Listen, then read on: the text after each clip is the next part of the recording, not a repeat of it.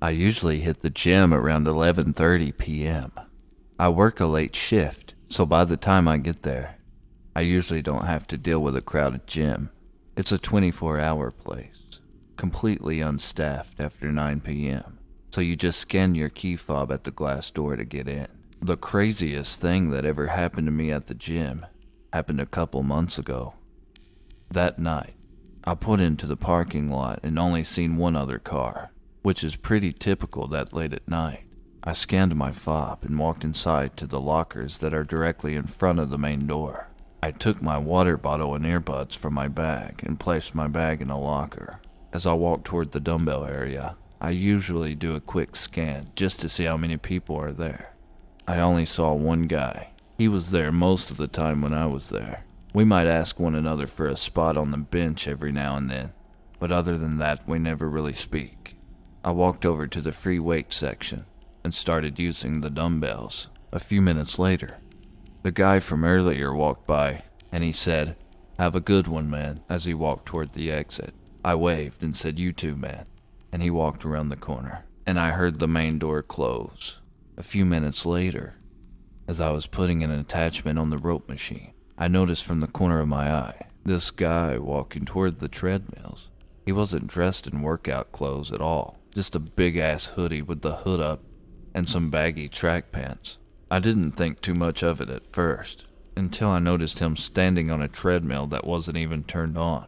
He was facing forward, like how anybody would if they were walking on a treadmill, but he was just standing there. I thought it seemed pretty weird, but I just continued my workout.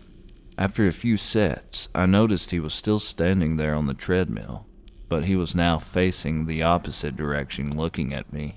I looked at him, squinting my eyes in confusion for a moment, but I just turned back around and continued my workout. The guy was acting sketchy, but I'm a pretty big guy, so I wasn't afraid of him or anything. As I was working out, I took a few glances, and he was still staring at me for some reason. I tried to just ignore him, but after a couple more sets, I noticed he had moved closer. Now he was sitting on a stationary bike about 15 feet away. Just like the treadmill, the bike wasn't turned on or anything. He was just sitting there, still staring right at me, but when I looked, he would turn his head away, acting like he wasn't looking. I had my phone sitting on a bench near the free weight area. I was just a few feet away doing some bicep curls when I saw him walking toward me through the mirror. After my set, I put the dumbbells back on the rack and turned around to get my phone from the bench, and he was standing there, near the bench, looking at a phone. My phone wasn't there on the bench where I left it. I immediately suspected it was my phone he was holding, and thought this guy had been staring at me this whole time to try to steal my phone. But I wanted to give him the benefit of the doubt, so I looked in the floor and under the bench to make sure it didn't fall. I took a closer look at the phone he was holding, and sure enough, it was mine. I said, "Hey man, that's my phone." He didn't look surprised at all. He just slowly handed it back to me. His face was totally blank under his hood. He said sorry, thought it was mine. That pissed me off big time, but this guy was acting so strange that I just didn't know what to make of it. I kept my cool and just didn't say anything else about it. I went over to the rope machine to do another set there. He stood there for a few more seconds just looking at me, before he finally turned around and walked over to the easy bar rack, which was not that far away from where I was. I kept one of my earbuds in, but I paused my music completely so I could hear what he was doing. For the next 10 or 15 minutes, he just kept pacing around. He would walk down one row of machines, stop, look over at me, and then walk down another row. He kept getting a little closer each time he circled back. At one point, he walked up to a squat rack near me and picked up a 25-pound plate. He carried it across the room and set it on the floor, and then he walked back and just stood there. By then, I was getting really annoyed. I was taking a drink from my water bottle, and he was still just standing there in that same spot where I last saw him. I set my water bottle on the floor, and I remember thinking that I might need to buy another one from the vending machine soon, because I only had a little bit left in my bottle. I was turned away from my water bottle doing a set with the dumbbells. I could see through the mirror. The guy had moved the second I turned my back. He walked over near my water bottle, crouched down, reached into his hoodie pocket, and pulled out a small, clear dropper bottle that kind of looked like eye drops. With his other hand, he unscrewed the top of my water bottle. He held the dropper over the open bottle and started squeezing liquid into it. I spun around and yelled, "Hey, what the hell are you doing?" He flinched and dropped the little dropper bottle on the floor, but quickly picked it up and put it in his pocket and started running for the main door. I had chased him out into the parking lot. He was sprinting fast. He cut across the asphalt and ran straight into the dark woods behind the building. I stopped at the edge of the trees because there are no lights back there and I wasn't about to follow him into the dark. I watched him disappear into the trees, and then it hit me to check my pockets to make sure my car key and key fob were in there, and thankfully they were. I scanned the door with my fob and walked back inside. I was pissed off, confused, and honestly I was actually pretty creeped out. But I wasn't going to let some freak ruin my night or mess up my routine. I went back into the gym and threw that bottle of water away, and I bought a new one from the vending machine and finished my workout. The gym remained completely empty the whole time I was finishing, and I kept looking at the door the whole time to make sure that guy wasn't coming back. The next morning, I decided to call the gym manager and tell him what happened. I asked if he would check the security camera so we could figure out who that guy was. The manager called me back a couple of hours later. He told me they tracked the guy on the cameras. It turned out he wasn't a member at all. After the guy that I usually see at the gym told me to have a good night and walked out, he held the door open for the sketchy guy, assuming he was a member coming in for a workout. The manager said they called the cops and gave them the camera footage, but they have no idea who he is or what he put in my water. The manager put a sign up on the front door, reminding people to not let anyone inside, and that everyone must scan to get in. I still go to the gym late, and to this day, I haven't ever seen that guy again. I wonder what the hell he squirted in my water, and what may have happened to me if I didn't notice and drank the water. I always keep a close eye on my water bottle now, though. I used to think that blocking someone on social media was the end of it. I was wrong. Around the spring of 2022, I noticed a strange account commenting on my fitness posts. I'm a fitness influencer, so I'm used to getting a mix of comments, but this guy was different. The messages were aggressive and filled with wild conspiracy theories about me and my family. They made absolutely no sense, so I blocked him. But within an hour, I received the same kind of messages from a different account. I could only assume it was the same person. He was back under a different username, and then after I blocked that one, another, and then another, and this went on for nearly a year. I must have blocked hundreds of accounts, but no matter what I did, he was always there, lurking in my notifications. It felt like trying to stomp out a fire that just kept spreading. Eventually, I just started ignoring the comments and messages. I assumed he was just some pathetic, angry internet troll sitting in a basement thousands of miles away. Jumping to May 24th, 2023. The day started out like any other Wednesday. I went to work, and then later on after work, I drove to the gym, did my workout, and headed out to the parking lot around dusk. The sun was setting, and the lot was starting to clear out. I got into my car, threw my gym bag into the passenger seat, and shut the door. But before I could even put the key in the ignition, another car suddenly sped up from behind and parked sideways directly behind me. I was completely boxed in. My heart instantly dropped into my stomach. Before I could even process what was happening, the driver's side door of the other car swung open, and a man stepped out. He started walking directly toward my window. The second the parking lot lights hit his face, a wave of horror washed over me. I recognized him. I knew the face from the profile pictures of the hundreds of accounts I had blocked. My instincts slammed into overdrive. I hit the door lock button just as he reached my car. He marched right up to my door, reached down and grabbed the handle. He started violently ripping at the door handle. He was trying with everything he had to open my door. He didn't say a word. His face was just completely frantic as he was pulling and pulling, trying to get inside the car with me. Trapped in my seat, I did the only thing I could think of. I slammed my hand down on the steering wheel, laying on the horn. My hands were shaking so bad, but I still managed to dial 911 with my other hand.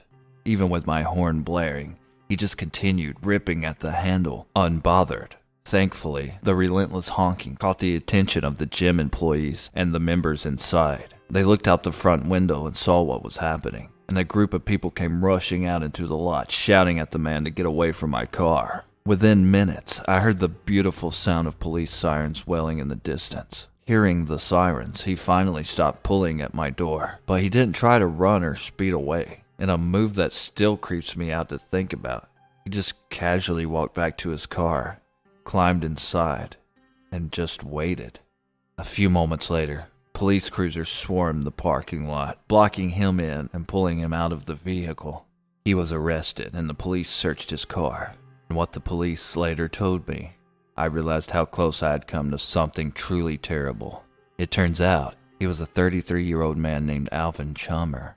The detectives told me they found a map tracking the exact route from his home in Memphis, Tennessee, all the way to my gym here in Pennsylvania. He had driven over 700 miles for 12 hours straight just to get to me. They also found copies of my personal photos and pages of disturbing handwritten notes he had kept about me. I survived that night because I kept my doors locked and made enough noise to get help. But I don't look at social media the same way anymore. Now every time I see a new follower notification, I can't help but to be reminded of this horrific experience. It was a Sunday night in January of 2023. A 24-year-old named Nishali was completely alone inside the fitness center of her apartment complex, the Oaks of Woodland Park, located in Tampa, Florida. It was late, around 10:40 p.m., and the complex was quiet. Nishali was a competitive bodybuilder and a personal trainer, so working out late at night when the gym was empty wasn't unusual for her. She liked the focus. The only sound in the room was the ambient hum of the fluorescent lights. While she was in the middle of her routine, she caught movement out of the corner of her eye. A man had walked up to the locked glass doors of the gym. He was standing there, staring inside. Nishali recognized his face. She had seen him around the apartment complex before. In a secure building like that, it's common courtesy to help out a neighbor. Assuming he had just forgotten his key fob, Nishali walked over to the door. She unlocked it and allowed him access. She didn't think twice about it. She turned around and continued her workout. The man didn't go to the treadmills. He didn't pick up any weights. Instead, he just stood there, watching her. Suddenly, the man began to walk over. Before Nishali could even process what was happening, he reached out and tried to grab her around the waist. Instantly, her instincts kicked in. She shoved his hands away with force, squaring her body up to him. She didn't flinch. She looked him dead in the eyes, and she yelled, "Bro, what the hell are you doing? Get away from me. Stop trying to touch me." The man didn't say a single word. He just stared at her with a blank, cold expression. It was all caught entirely on the gym surveillance cameras. Nishali began backing up rapidly, keeping her arms out to maintain distance. But the man kept advancing. He chased her around a workout bench, cornering her on the other side of the gym. He threw his weight into her, tackling her and pinning her directly to the floor. At this point, the man's intentions were entirely clear, and Nishali knew she was fighting for her life. She tried to reach into her pocket to grab her cell phone to call 911, but every time she moved her hand, he would aggressively pin her arm down. Realizing she couldn't call for help, Nishali remembered a piece of advice her mother had always told her. Never give up.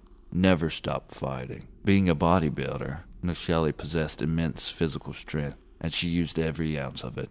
While pinned on her back, she began brutally hitting him. She grabbed a fistful of his beard hair and began twisting it with everything she had. She knew that if she just kept pushing, she would eventually tire him out. For over a minute, the violent struggle continued on the floor. Nishali refused to stop thrashing, punching, and twisting. And finally, her strategy worked. The attacker, completely exhausted and realizing she was not going to let him win, loosened his grip. Sensing the shift, Nishali broke free, scrambled to her feet, and bolted out of the gym doors. She ran as fast as she could to a nearby apartment unit.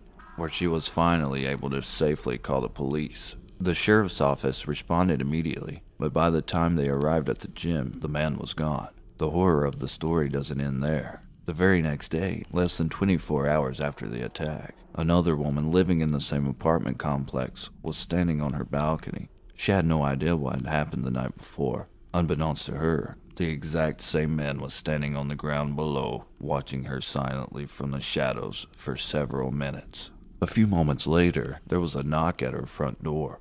Thinking it might be a maintenance worker, the woman opened it. It was him. He stood on her doormat and casually asked her if she wanted to hang out. Terrified by the strange man, the woman panicked and yelled, "Who the hell are you?" The man then took 4 aggressive steps directly into her apartment. Luckily, the woman's fiance was inside. Hearing the commotion, the fiance rushed to the door and chased the intruder out of the building. Thanks to the quick reporting of both victims, deputies flooded the area and was able to arrest the suspect that same day. His name was Xavier, a 25-year-old resident of the complex. When investigators interrogated him, he coldly admitted to police that he had restrained and battered Nishali because he intended to sexually assault her. And he also admitted he entered the second woman's apartment with the exact same intentions. Nishali survived the nightmare because she chose to fight back. But it leaves you with a chilling reminder. Next time you're working out alone, late at night, and someone knocks on that glass door, you might want to think twice before you let them in.